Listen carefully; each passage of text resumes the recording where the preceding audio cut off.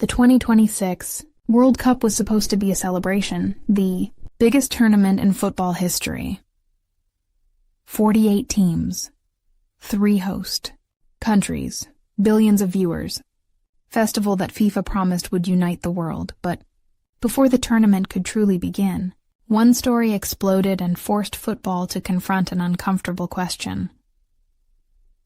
What happens when the world's game collides with national borders? Because one man never even got the chance to step onto the World Cup stage. His name is Omar Artan, 34-year-old referee from Somalia. A man who had spent years fighting against impossible odds to reach football's biggest tournament. And then, just hours after landing in the United States, his World Cup dream ended. Denied entry. Held for hours. Placed on a plane, and sent home. For most people, that would have been the end of the story, but then something remarkable happened. Europe stepped in, and what UEFA did next has sent shockwaves through the football world. Because this is no longer just a story about one referee. It's a story about football, politics, fairness, and whether FIFA still has control over the tournament it created. So, what exactly happened to Omar Artan? Why did Europe rally behind him? Why are football fans around the world praising UEFA and criticizing FIFA? And could this controversy permanently change the way future World Cups are organized? Let's get into it. Because to understand why this story matters, you first have to understand who Omar Artan is. He didn't come from one of football's traditional powers. He didn't grow up surrounded by world-class stadiums or elite academies.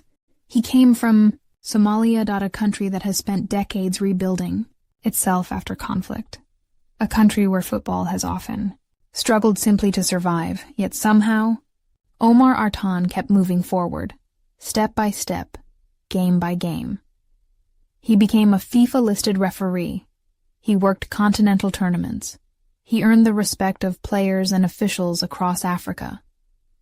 Then, in 2024, he made history by becoming the first Somali referee to officiate at the Africa Cup of Nations.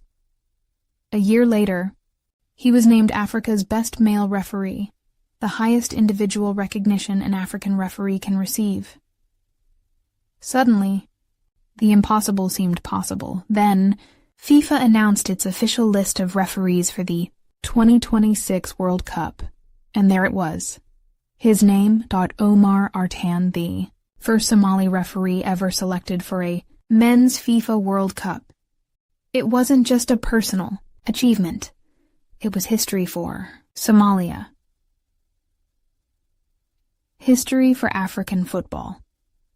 History for an entire generation that had never seen someone from their country reach this stage, and then it all fell apart. When Artan boarded his flight to America, he had everything he needed: a valid visa, official FIFA documents, proof of his identity, proof of his profession, proof that he belonged there. But according to reports, after arriving in Miami, he was detained for hours, questioned extensively, then denied entry. His World Cup ended before it had even begun. The images of him returning home spread quickly. Fans were shocked. Players were confused. Journalists demanded answers. And suddenly, FIFA found itself facing one of the most uncomfortable questions in modern football.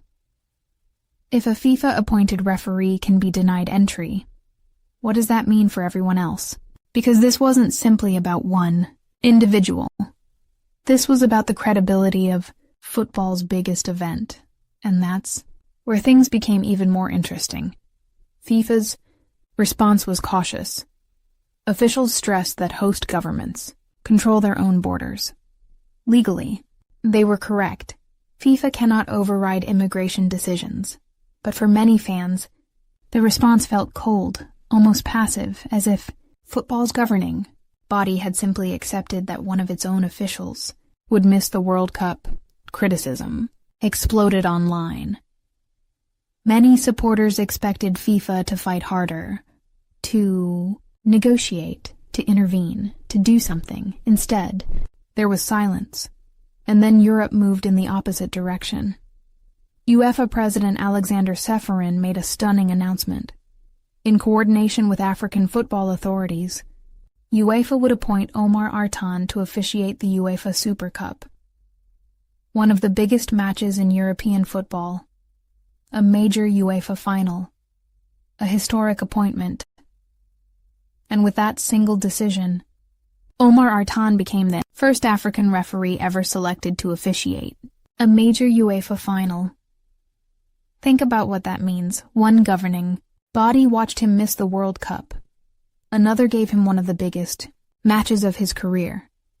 The symbolism was impossible to ignore almost immediately. Praise poured in. Fans called it a gesture of solidarity. Others described it as a powerful statement about football's values. Because football is supposed to connect people, not divide them. And UEFA's decision seemed to send exactly that message. But this story is bigger than Omar Artan, because his case has exposed a difficult reality facing modern football. The World Cup is becoming increasingly global. More teams, more fans, more officials, more countries involved than ever before. Yet international politics and immigration policies still have the power to reshape the tournament. If this can happen to a FIFA referee, what happens to fans, to journalists, to support staff, to players from countries facing travel restrictions? These are questions that will not disappear when the tournament ends. In fact, they may become one of the defining issues of future World Cups.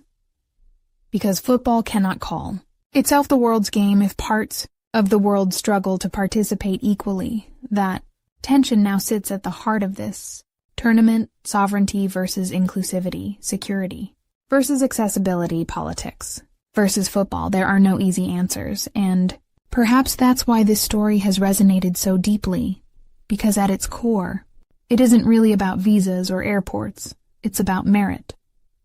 Man who earned his place on football's biggest stage. A man whose dream ended before it could begin, and a continent that refused to let his story end there. Today, Omar Artan remains one of the most respected referees in Africa, and when he walks onto the pitch for the UEFA Super Cup, he will not simply represent himself.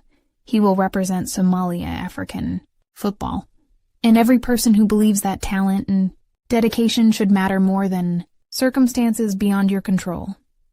Football has a strange way of creating heroes. Sometimes they lift trophies, sometimes they score winning goals, and sometimes they simply keep moving forward. After the doors have been closed on them, Omar Artan's World Cup dream may have been taken away. But Europe gave him something else.